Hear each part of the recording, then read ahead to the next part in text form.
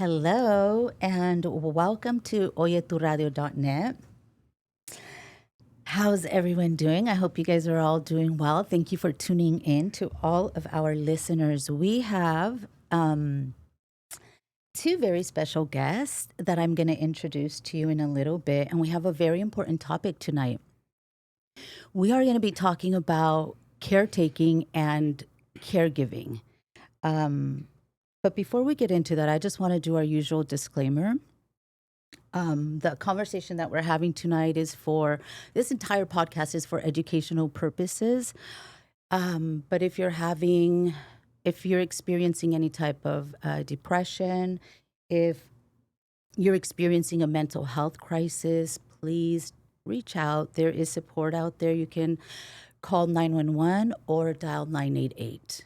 Okay. So on that note, I want to set the tone because today's conversation, it's three first-gen Latinas. We are all bilingual, so we'll probably be mixing in a little bit of Espanol, okay? And it's a topic about the invisible work of caretaking. But we're really going to focus on Kimberly's story because she currently is a caregiver. But as I was preparing for the show, I thought, oh my goodness, there's so much caretaking that as first generation or like children of immigrants, we naturally do. And so I thought it was kind of layered, and it's important to sort of address it all while focusing, though, specifically on Kimberly's story. I love that you have a passion for this population, and I love that, like, you reached out, and I think it's super important to give a voice to a lot of the caregivers out there who are often ignored, because they're busy taking care of others. And usually they don't often get asked how they're doing themselves. And so we're going to get into it. I want to first introduce my co-host. I want to introduce and welcome Kaylee Arellano Bendaña, who's an LCSW.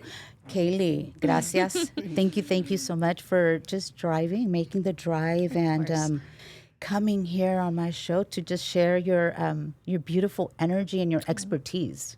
Thank you. Thank you so much for inviting me. I'm happy and honored to be here. I can't wait to hear your story, so muchas gracias. Absolutely. It's my pleasure to have you here. So you are first gen Así es. Latina bilingual. So if anybody's Yes. seeking a bilingual therapist, I got you.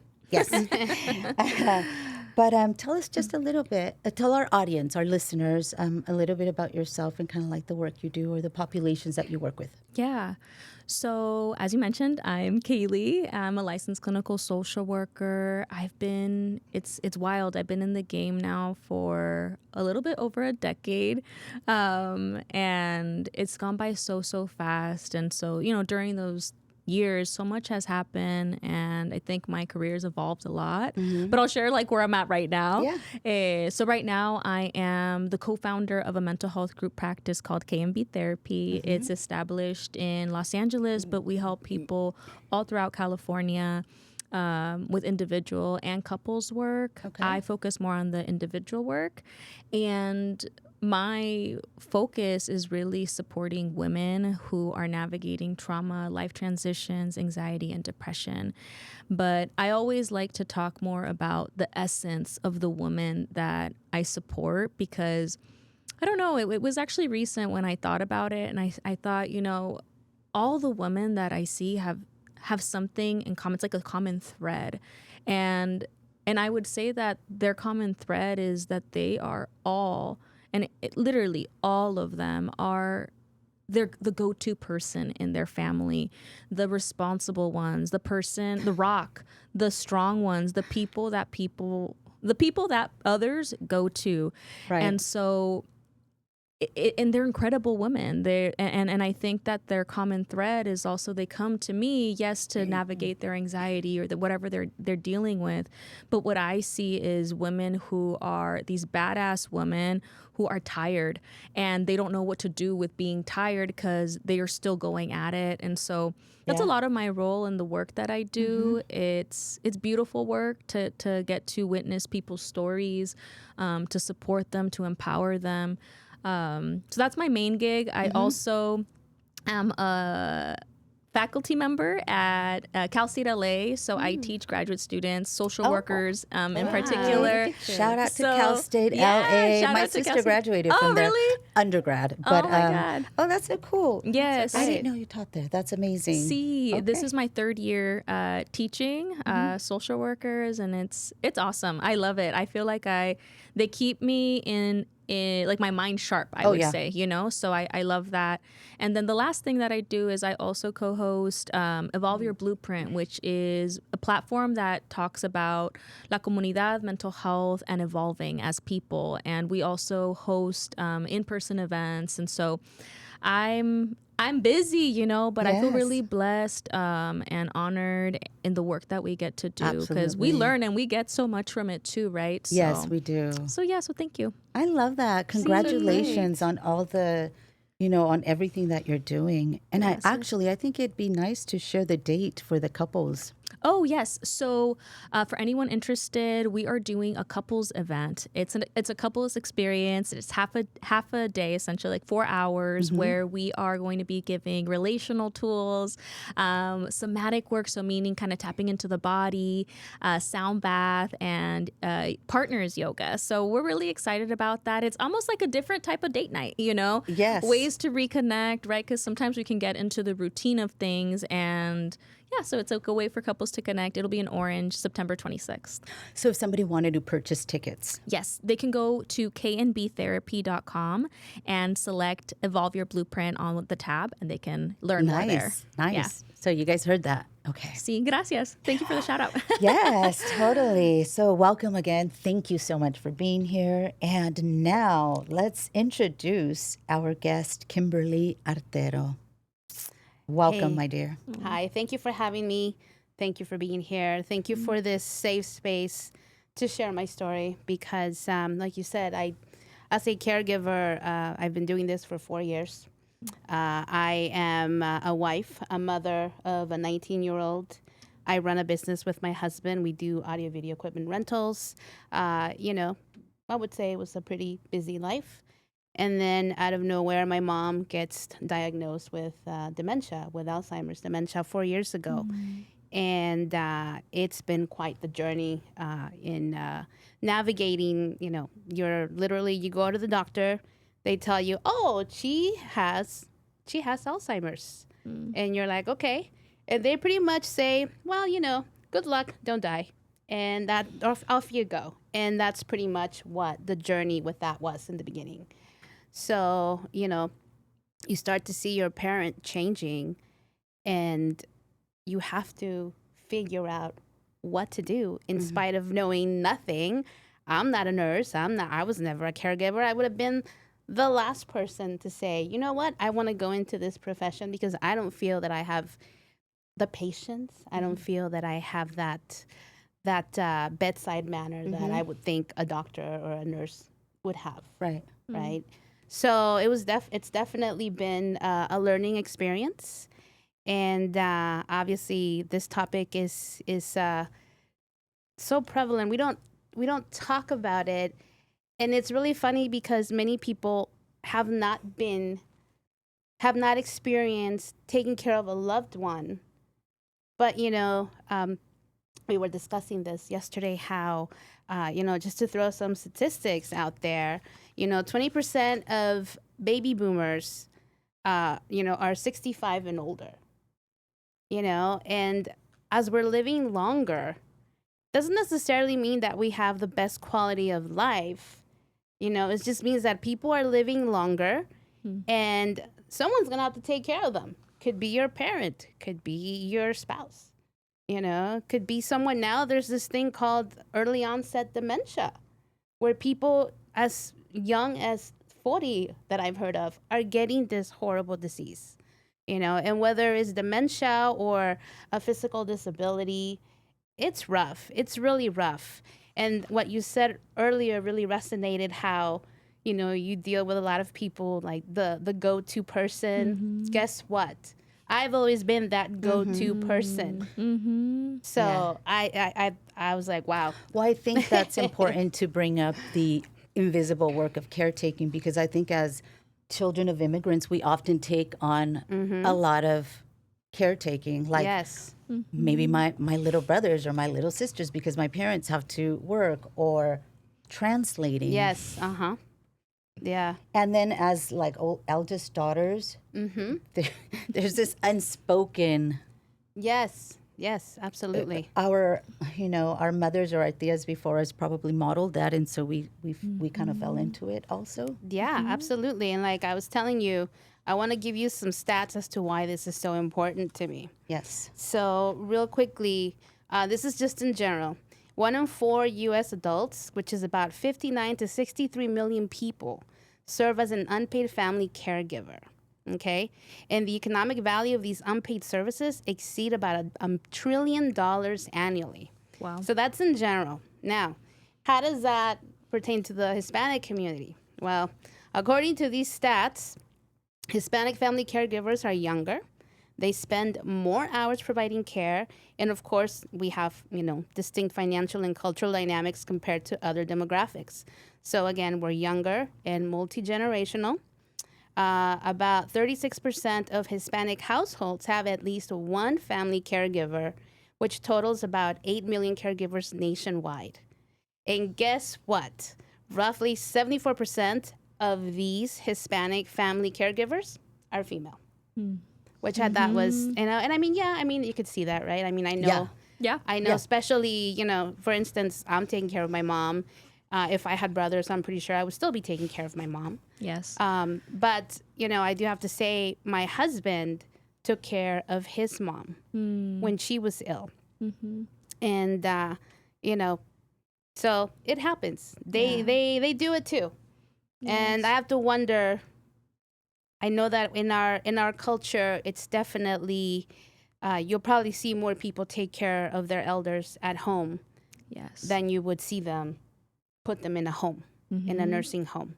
Yes. Yeah. And even though that's not necessarily a bad thing, I think it's great, Yes, let's take care of our elders. Let's, I feel that a lot of times, especially in our country, we don't respect our elders. We don't take care of our elders. I was just listening to what this administration is trying to do, how they're trying to take away Medicaid at nursing homes. So I don't know if this has actually gone through or not, and I don't want to get political, but I mean, if this is true, that means that within 60 days, all those people in nursing homes that are on Medicaid are going to be thrown out on the street. What if they don't have family to take care of them? What's going to happen to them? Right. So there really is a lack of resources, for caregivers and for families that are struggling with caring for someone. So if we look at the burnout, right? Because there's a lot of caregiver burnout. Can you talk about that? What does that look like? What has that looked like for you? Wow. Well, and why do caregivers ignore their own needs? Oh, gosh. Now, don't beat me up for that question. I know, right? You want me to tell you what we're doing today? So definitely, I mean, aside from the physical exhaustion of what we have to deal every day. With my mom, initially, it was just the forgetfulness and, but now we're at the point where I literally have to dress her. I have to do pretty much everything. She's forgetting to use the restroom, so I have to help her and guide her and help her bathe, all those kinds of things. But aside from the physical exhaustion, what I mean, you think, okay, logically, of course I'm going to be tired. Of course it's going to be exhausting. Of course it's going to hit me mentally. Of course I'm going to be sad to see my parent fade away. But you don't understand that the array of emotions that you feel, sometimes I'm so angry. Why did this have to happen to her? Why does this have to happen to me? Why am I the one that has to take care of her primarily? I had to give up. I hardly ever work my business anymore because I have to be there watching her most of the time, there's got to be coverage. Right. There's got to be coverage. Someone's got to watch her. She's got to be supervised at all times. She requires attention, interaction, so it's just like this where you feel like a prisoner, and it just brings on all these negative feelings. Right. You just feel like, people stop talking to you because they know you're busy. So people stop inviting you to things. So then you're like, well, I'm So it becomes isolated. very isolating. Yes, very Like, isolating. You're still a person, and it's Yes. almost like what you're describing is grief.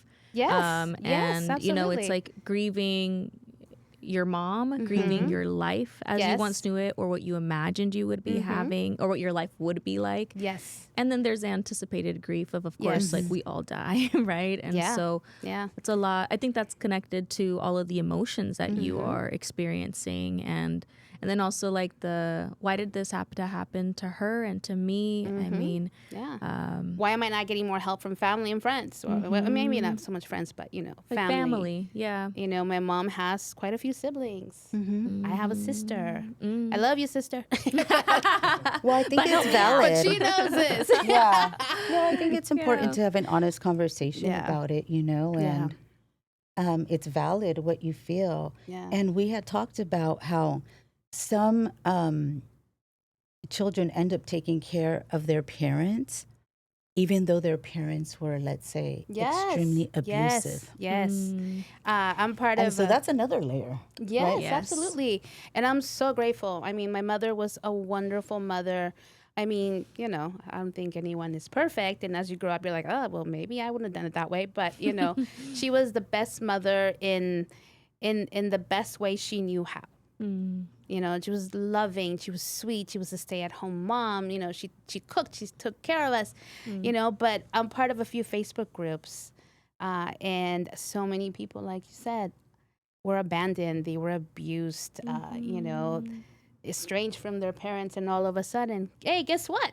You got to take care of your estranged dad because this is where he is.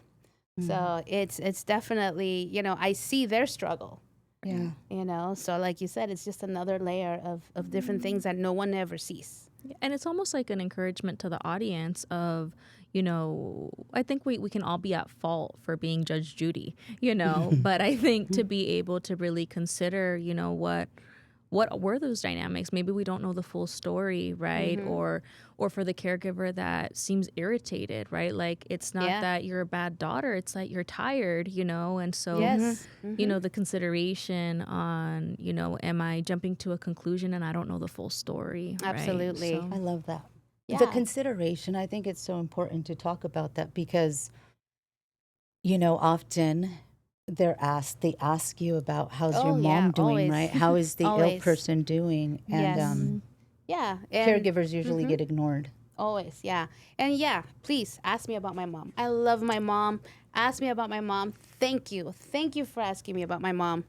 But if you genuinely ever want to ask me how I'm doing, I would really welcome that because most of the time I am frazzled. Most of the time I am sad. Most of the time I am upset, scatterbrained, disorganized. You name it. It's really a constant battle to keep yourself together and not fall in this pit of pity, self-pity and like, why is this happening to me? Why does the universe hate me? So that has been a struggle for me. And of course, once that happens, what do? Let's try to self-soothe. And how do we do that? Well, what are my vices? Okay, put mom to bed. Let's have that nightly cocktail because, hey, yeah. mom finally went to bed. Yeah. She didn't die today. We're good. And that sounds terrible. No. And by that, I mean I took good care of her. Yes. Yes. Let me just clear that up. Yes, I get it. So like, okay, we got done with today. Yeah. I can put her to bed. Let's have that cocktail. And now let's self-medicate a little. Yes, let's self-medicate. And then, of course, what's my other vice? Food. Next thing I know, a cheesecake is gone. And the next day, a gallon of ice cream is gone. Next thing I know, I gained 40 pounds. And those are the signs. Those are the signs where you start Definitely. seeing a lot of the caregiver burnout, Yes, right? the burnout. Yes, absolutely. And you're like, okay, well, this is not good. And again, more than anything, just like that feeling when you're like, oh, this sucks, Yeah. and you're like, I can't pull myself out of it. And then, of course, everybody with their wonderful things that they say to caregivers, like, you need to do self-care. Please take time to take care of yourself. And I'm thinking to myself, yeah, well, I don't know. Yeah, it's hard. I don't know why you expect me to do that, but okay, thanks, right? Yeah. So that's definitely it's definitely been a challenge trying to figure out how to balance everything. Right. And when it comes to caregiving, it is such a fluid situation. Because as your parent declines, whether it's a physical decline or mental or both, because now, at first I thought, I'm so grateful my mom is mobile. She's healthy. She's great. And then she gets dementia. And I'm like, oh my God, what am I going to do with this? But now she's declining both mentally and physically. Right. So now I'm again like it's like I finally get used to something that's happening with her, And it and next changes. thing I know, some more crap hits the fan, and you're like, well, what am I supposed to do with this now? And this whole process starts all over. So yeah, it's been definitely a learning experience. And if there's It one takes thing, a lot from yeah, you. it does. It really does, because you're like it's a whole new normal. Yeah. It's a whole new normal. So Well, you have to adjust in so many ways, emotionally, and then, yeah. like you said, environmentally, right? Yes, you want to talk about environmentally? Let me tell you what happened in my house. Yeah. With my mom, she's like I call her my geriatric toddler. So she really is like a 2-year-old. So my house is completely baby proof. I had to put like special knobs on the doors because she's constantly trying to leave. I had to get rid of all the knives. I had to get rid of scissors. I even have to hide the remote because, like your typical mother that wants to tidy things up, she sees a remote, she'll take it and she'll hide it. She'll, so you leave your cell phone out, you won't see it again. Just every little Oh my thing. gosh. It's really crazy. So, and I always tell everybody, don't leave your cell phone, don't leave your laptop, don't do this because you will not see it again. And nobody believes me. And then it happens. And then, everybody's going crazy looking for things. Where's my phone? Where's the phone? Yeah, one time it took Oh, no. it took 6 months to find the kitchen shears, the scissors. Oh my goodness. And my husband's like, where are the kitchen shears? I'm like, I don't know. He's like, they were But like see, $100. I'm like, oh, Again, well. that's the You whole left them out. adjusting, right? Yeah, There's so it's many different definitely- adjustments that Yeah, that you have have to to make. Yeah. Yeah, and laughing about the silly things that happen definitely helps because Humor. if you don't have that little humor, you're just gonna cry. You're Yeah. just gonna cry, and I have, and some days. Yesterday was a rough day, and I put her to bed, and I left her room, and I was in tears. I was in tears because I'm like, wow, when it hits you that, oh wow, she declined a little more this week. Again, it goes back to the grief that probably a lot of caregivers don't even realize that they're going through. And there's so many layers because the ill parent is going through their own grief. Yes. And so the caregiver has to witness that. And then the caregiver is going through their own grief and all these different emotions. And so it's just so important to understand that and to be aware and to, like for our listeners, it's very normal to feel this way and to go through Yes. these different emotions. Yeah.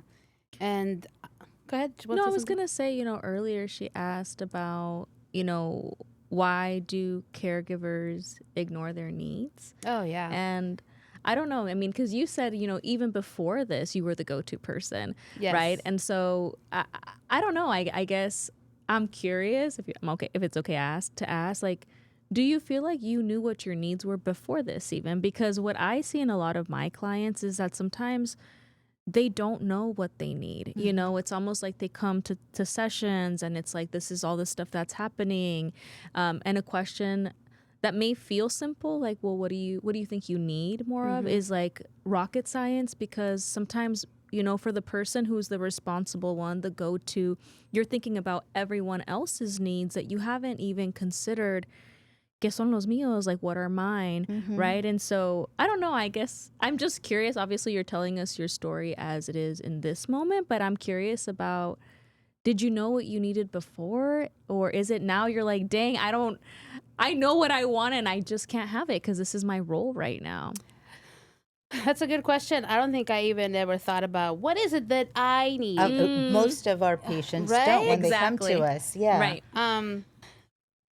I actually started doing talk to therapy as soon as my mom was diagnosed, because I'm like, okay, well, I know this is going to be hard. I'm pretty sure I have no idea how hard this is going to be. And sure enough, I do not. So that's really good. One tangible step. You actually Yes. enrolled yourself in therapy because you knew it was going to Yes. be hard emotionally. Yeah, so I've been doing therapy for almost 4 years. Okay. And I'll be honest, some weeks is more triggering than anything else. And other weeks, I just can't wait to get on my session so I can just vent about how I can't stand my family or whatever happened to me that week, or how bad she declined, or, somebody hit my car, whatever, right? So it's just really great because it's helped me not just with the caregiving journey, but also my mental health overall, and then, of course, as a woman of faith, I went back to church. I hadn't been to church in like 10 years. So I started being Catholic. I started taking my mom to church every Sunday. And we did that for almost 2 years until it just became too difficult, to where getting her to church on time on Sundays was more anxiety for me and for her than it was worth. Yeah. And I actually talked to the priest. I went to confession, like a good girl. And I said, How many Hail Marys did he give you? I know, I'm right? just kidding. I said to him, well, this is what's happening. And he says, you don't have to come to church. You can actually stay home with her. She can watch Mass on TV and she'll be fine. And I said, okay, well, thank you. We never went back to church, no. No. It You was got just permission. You got permission, Yes, so yes. No, not too much of that Catholic guilt. Right, yes. And you talk about culture. You talk about the whole caregiving. One of the statistics that came up to me. You came prepared. I love it. She knows her statistics, and this is good. That's Yes. why yesterday I'm like, I'm so proud of you. You're giving these caregivers a voice, because Same. I've never been, I have 4 children, caretaking, yes, but not a caregiver. It's a very Right. different role. So, Yeah, it is. yeah. Yeah, I'm like, I took care of a rambunctious toddler at one point. It'll be easy. No, it's not. And my mom is like, Totally move over. different. Hazte un lado porque ahí vengo. That's my mom. What is it? Familyism, I guess. Familismo? Familismo? Familismo, okay.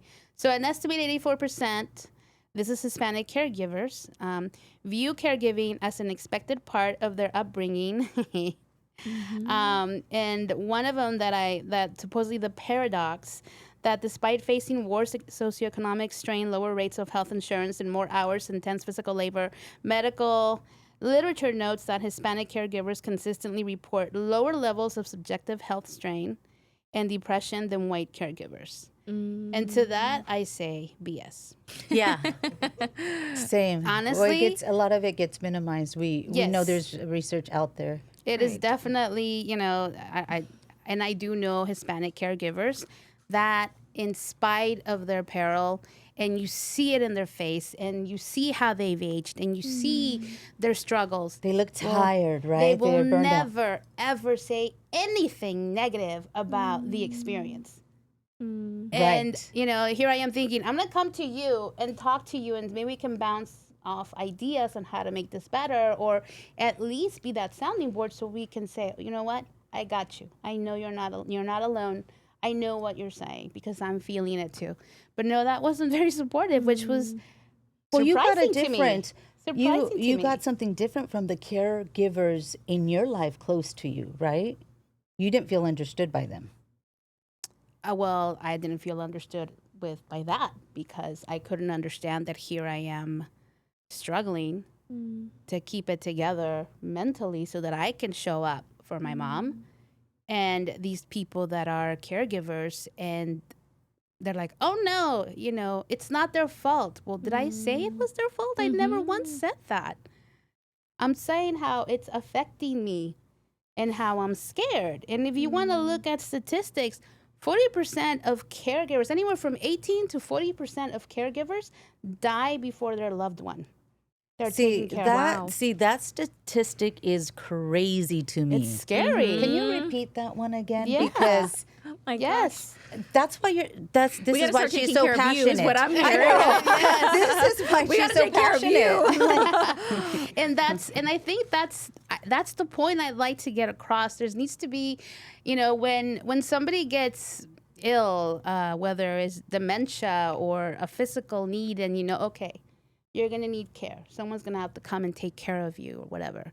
There needs to be caregiver care along with that package, so that you can say, okay, well, this is really hard. It's gonna suck. This is what's gonna happen. So you know what? Here's therapy. Here's like you said, respite. You can go do a sound bath over here. You know what I mean? We're going to teach you how to meditate if you don't know that. Those little things I think would make such an impact on a caregiver that is consistently frazzled and burnt out. Okay. What are some other things that would have helped you, like friends, simple things that people can do? Why don't we start with what not to say to a caregiver? What would that be? My favorite one is always, oh, I could never do what you do. Like, thanks. Yeah. I was People like, tell me that all the time, too. Oh, really? Like, as a therapist, I'm like, Yeah. oh. I mean, you do have to have a certain, certain character, right? To be able to help people, Yeah. But in my case, again, I was never one to say, oh, I can't wait to be a caregiver. That wasn't me. That wasn't me, Oh, really. you think people are excited to be caregievers generally? Right. Oh, No, I don't I think have so. no idea what that is, Unless it's your profession, I suppose, yes, right? Sure, And to all professional caregivers, thank you. Yeah. So, but no, I it was really hard, and I obviously, like you said, go-to person. So here I am being the caregiver. Let's talk a little bit about like a basic, when you are the go-to person and you have so much on your plate. Kaylee, can you talk a little bit about the whole plate? Analogy? Yeah, I love that. Yes. So I'm a visual person. And so I think for the audience that maybe are they just listening? Right now, yes, Okay, just listening. so for those listening, I'll try to describe it as best as possible. So I like to think about this plate, right? In this case, you have a plate that you're carrying, right, Kimberly? Entonces, even if we imagine our arm just kind of up, right? I'm doing kind of like a waitress situation, yes? If we were to it has nothing on my hand, right? But even if I left it out here for a while, I'd start to feel the burn. Except here as a caregiver, right, you have all of this weight, roles, responsibilities, in addition to being a caregiver, right, that you are carrying. And so to go back to the needs, like, did you ever know what you needed? And I think a lot of people don't. I think it's a starting point, this analogy, but I like to kind of put it into 3 different categories, right? So when we have a heavy plate, right, I want you to imagine my hands shaking, right? And so sometimes when we ask ourselves, like, what do I need, right? Maybe what I need is someone to take something off of my plate, right? Just take something off my plate. So maybe for you, it's like, can somebody hook me up with dinner? Yeah, So I don't absolutely. have to cook, and that's one less thing that I have to have on my plate because my hand is shaky. It doesn't make the plate disappear, but it's one less thing I have to consider. So you know what? What do I need? I need help with dinner. Can somebody hook me up, right? So that would be, taking something off of the plate. Other times I think of it as there are certain things that only you can do, right? People can't do it for me. And so with my clients who aren't necessarily in a caretaking, caregiving role, but still have needs, right? And that's why I was saying, even when this wasn't your role, right? Like, you were still the go-to person. Yes. So I sometimes talk to them about joining. And so what I'm doing for those of you listening is I'm placing another hand. I want us to imagine somebody else's hand, and it's going on my wrist, the wrist that I'm holding this plate. Again, the plate is still heavy, but now I have someone else's support.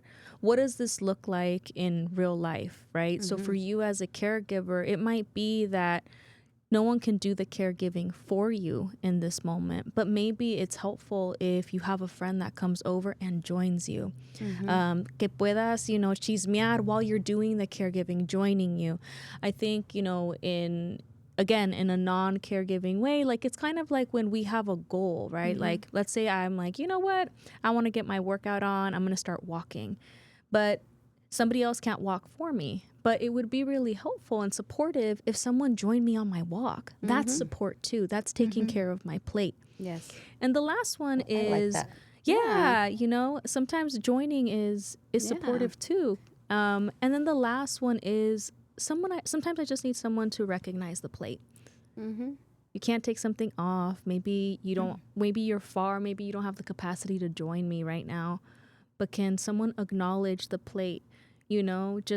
It's a lot on my plate, and we don't have to change it, but just go like, I see you, right? And so whether it is for someone who is trying to learn, like, what do I need, and you don't know where to start, or for someone who needs to be of support and doesn't know how to begin to help, maybe like these 3 ways are just a starting point, Absolutely. So that's the plate analogy. Yes. And I do have some help now, which is great. I do have a wonderful friend. And she's constantly checking in. Hey, how are you? And shout out to my bestie. Oh, she knows who she is. And she's gone through some serious losses recently, and she's still always.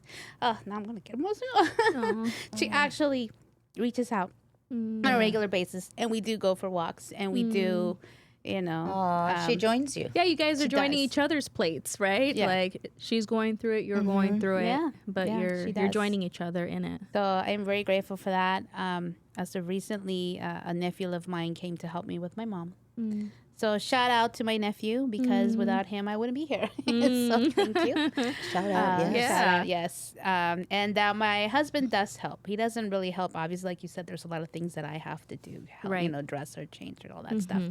But he does try to help. So shout out to him as well, honey. But yes, you're right.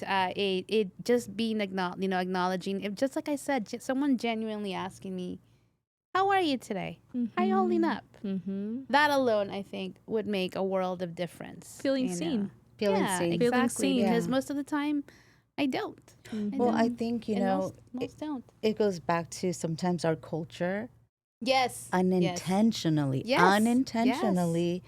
like normalizes self-sacrifice amongst women, and it's modeled for us sometimes also, right? Absolutely.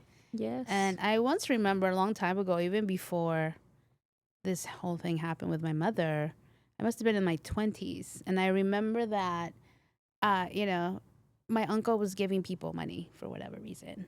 And then I thought, how come he never gave me money?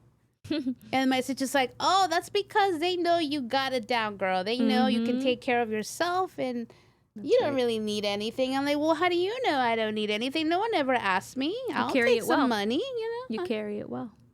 So it's like, Oh yeah, you're strong. yeah, you're strong, right? Oh, you're so strong. That's another one. You're so strong. You're like, thanks. Yeah. My legs are shaking. I don't like that one. I know. I'm strong because I have to be. Help me. But it's definitely, the whole minimizing, right? And then, of course, there are some people that will tell you, well, let me know if you need anything.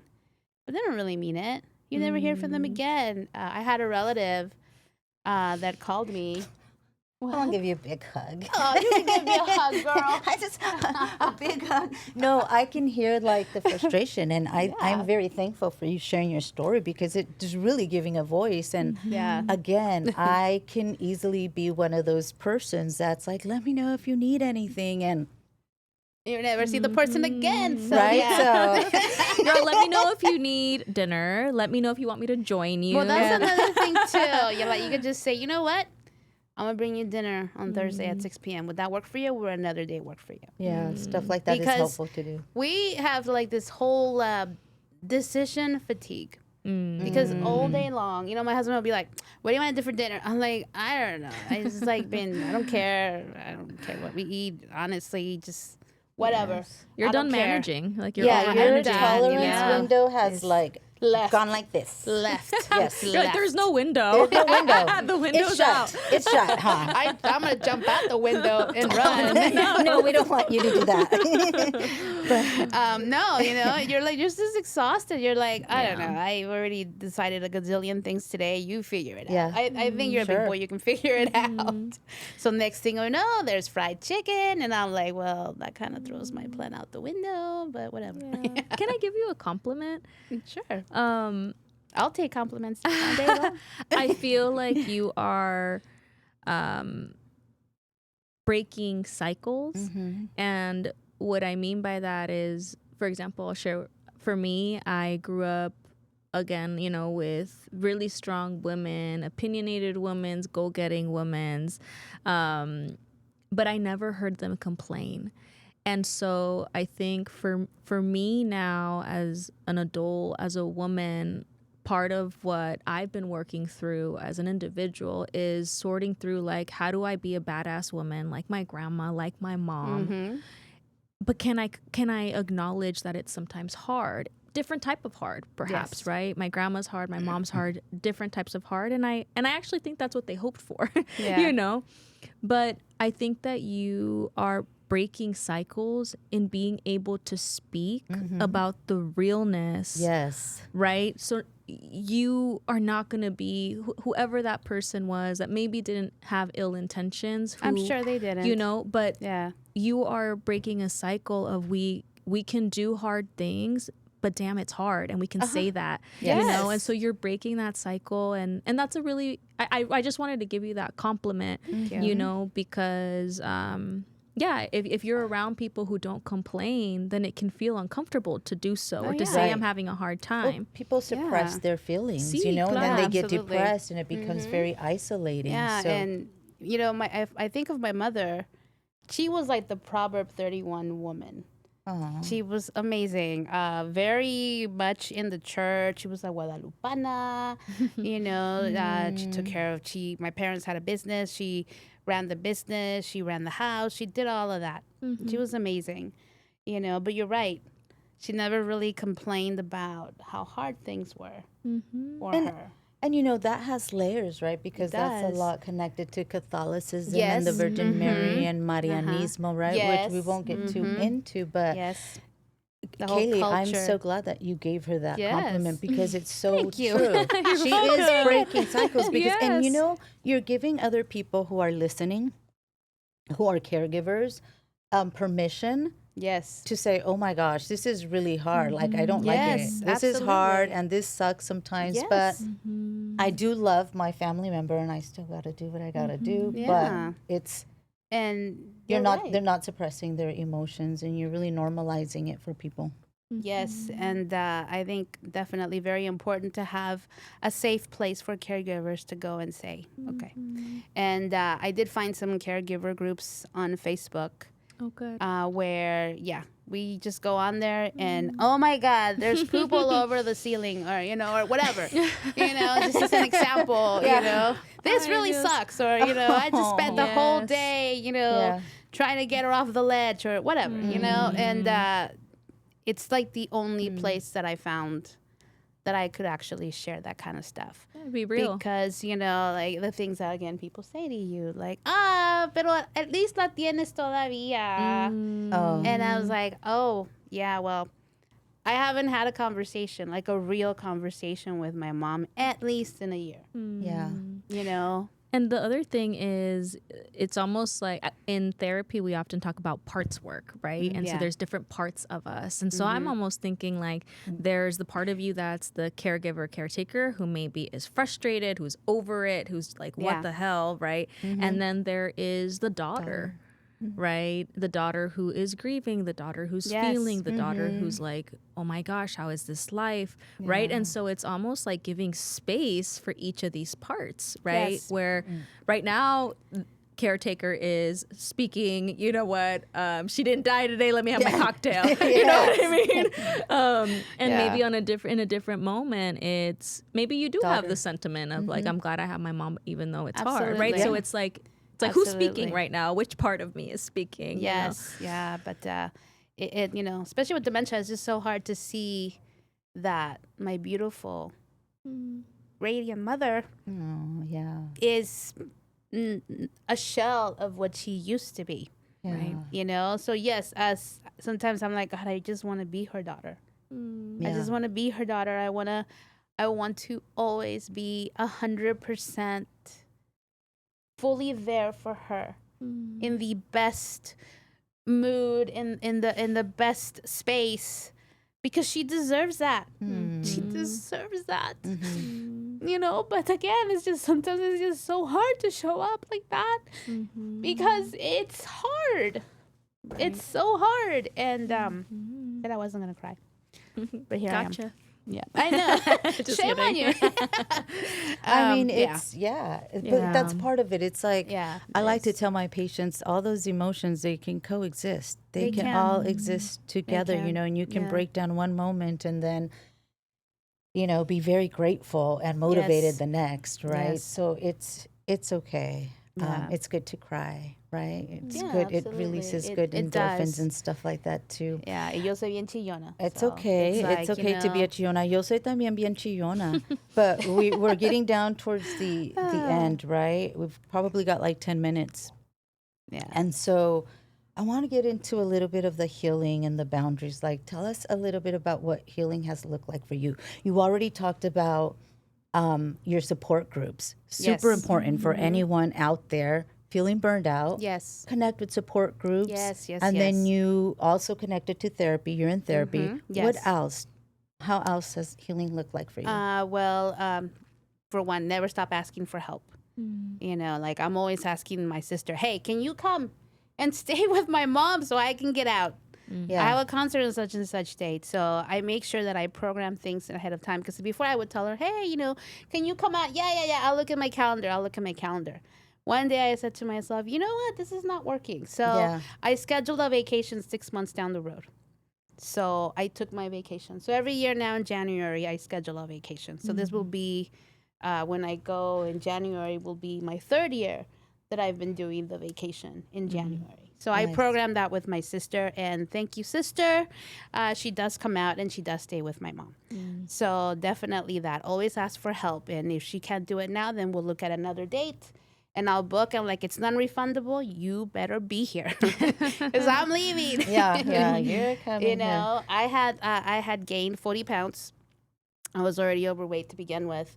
So I was like, well, there's no way that I can do this on my own. So I actually found a fitness coach. here. Okay. And I'm happy to report I've already lost 45 pounds in the last 3 Congratulations, months. that's huge. So Yeah. that's really good. Amazing. It's amazing, yes. And it's definitely helped me, for one, that feeling of accomplishment alone. Like, wow, I'm actually doing something for myself. And And you look beautiful in your Aw, blue you're so dress sweet. and your Thank pretty blue you. shoes. Thank you. You know, so it actually, just the endorphins from working out, the, you know, just feeling better about yourself, it's helped me to cope better with what's happening with my mom. It gives you more energy Yes, too, right? I have that motivation to do things. I'm like, you know what? I'm going to plan a dinner party. I have no business planning anything, but I'm having a dinner party apparently. So you know, it's like I feel like I have more headspace now to focus on other things besides my mom's decline. Yeah. You're creating pockets of joy, yes. right? Like Yes. creating pockets of joy. So again, for And me, how important it is Yeah. to do that, right? it Along is, the yeah, journey. yeah, definitely. You know, so I'm very much excited about, you know, my upcoming trip. I'm excited about my little dinner party that I'm going to have in a few weeks. You know, I'm excited about a concert my husband's taking me to. Fun. So yes, and then I booked myself 3 days at a spa.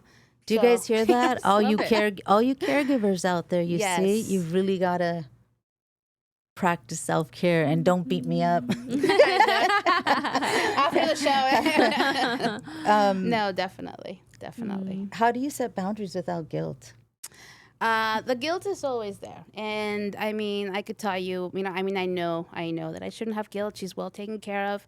Before I can do anything for myself, obviously her needs need to be met first.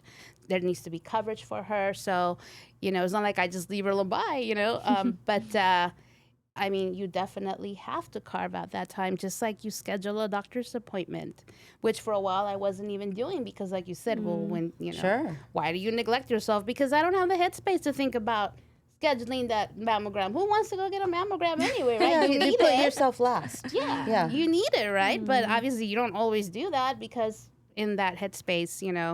So I've been very good lately about, and again, because I have more headspace now, where I've actually gone and done all of that recently.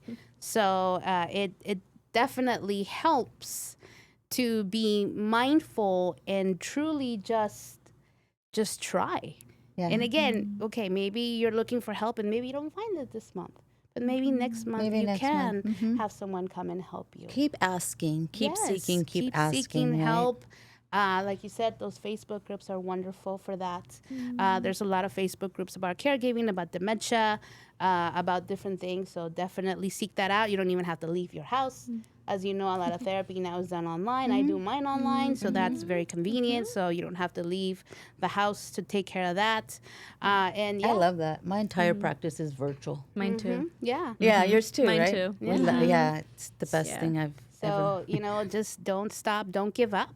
Don't give up. You have to keep chugging along because that's it. You don't really have a choice. I can have a meltdown, but you know what? Wipe those tears away and go make dinner.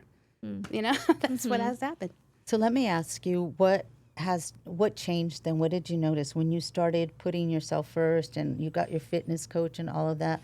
What did you notice was the biggest difference from The when you mindset, weren't? The mindset. Okay. I didn't feel like I was Charlie Brown walking around with a cloud and rain over my head. Oh, yeah. Like the sun came out, like like what do you know?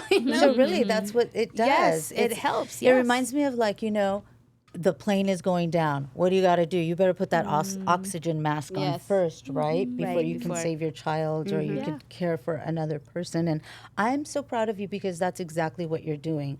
And for first-gen Latinas, it's really hard for us to do that sometimes. So you're being a great role model of what self-care looks like and, taking care of yourself so that you don't completely burn out. And just for my caregivers out there, this didn't happen overnight. Yeah. This has been a process because from the get-go I started trying to do things and it just wasn't happening. Yeah. So little by little, if you just keep at it like everything else, you will see positive changes. I love that you also talked about how guilt it still comes up. It does. Because I often tell my clients that, when we are doing things differently, guilt is going to show up. It's not something we can bypass. But I think to look at guilt, a lot of the times when we think of guilt, it's like right and wrong. And I always encourage my clients to think about it as, is this just different from my identity that I've always had? And so I'm feeling guilty about doing something for myself because my identity, my essence has always been putting others ahead or not really considering myself, but I'm not doing anything wrong because I'm feeling that guilt. And so it's like almost like Like a reframe. free of guilt isn't a prerequisite to continue to do some of Yes. these things to take care of yourself. It's kind of like fear, right? Uh-huh. You have fear and do it anyway. Well, see it. I know her needs Yeah. are met. She's well taken care of. Yeah. It's okay for me to step away and recharge so I can show up for her. Right. Yes. So, but yeah, I do feel that guilt that I can't just take her with me. But And I think a lot of people, like a lot of moms that deal with mommy guilt, I used to deal with that a lot when my girls were smaller. yeah, definitely. It's like, yeah, 'cause we're natural caretakers, We are I guess. nurturers. Kaylee, well, first I want to say, Kaylee and Kimberly, thank you guys so much for coming on. I think it was a really great conversation, and we got to give our caregivers a voice today. Kaylee, any final words? Final words? rooting for you. I'm rooting for you is really my final words. And thank you for sharing it, sharing your story. Oh, you're so sweet. Thank you. You know, I'm not in that phase of my life yet, but I think hearing you speak about it's also a reminder, I think, for folks that are not in a caregiving position about Yes. maybe we got to start planning more. You Yes. know, like what's the deal? Yes. What's the Yes. plan? You Yeah. know, we're beginning to talk about it at least sooner Yes. because People don't want to talk about yeah, that. Right. sometimes we assume it's gonna be when our parents are really old, you know. But sometimes, you know, things happen while we're still young, and so just thank you for sharing. Oh, my pleasure. Thank you. Thank you Kimberly. for having me. Yeah, absolutely. Thank you for coming. Great. Thank you for, again, being a voice and being so passionate about this. I think it's going to help a lot of people. You know, a lot of caregivers probably not going to feel as guilty or as alone just hearing you talk about your Yeah. emotions, because those are all emotions that I'm sure they're experiencing. So, one final message, final Yes. words that you'd like to give before we close today. Yes, for my caregivers out there, I see you. I know what you're going through. Don't give up. Ask for help, and you are not alone. Mm. And what you do is so important. So thank you. Thank you for doing what you do, because only a caregiver knows how hard this is. Thank you, Kimberly. Thank you for that. I also want to invite everyone to subscribe to Soul to Soul on YouTube so that you can catch this entire episode if you missed it live. Thank you for joining us, you guys, and till next time.